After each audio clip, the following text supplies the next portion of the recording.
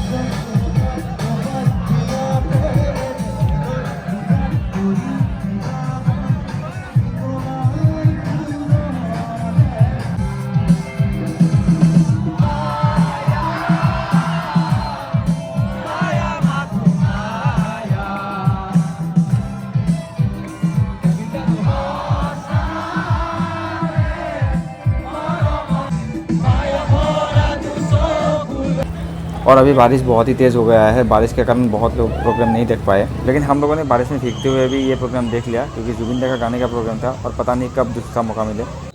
तिहू में लास्ट में बहुत ही ज़्यादा बारिश हो गया, इसलिए हम लोग रावण दहन तक नहीं रुके क्योंकि मेरे साथ जो दोस्त गया था उसका भतीजा भी गया था जो कि बहुत छोटे होते हैं। और हम लोग फिर गाँव वापस आ गए।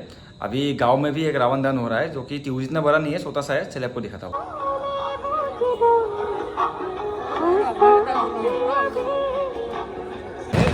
না নিপু হ'ব দে কালাৰটো গৈছে বাকীকেইটা ক'লা না লাগে আৰু পাই ববিলাক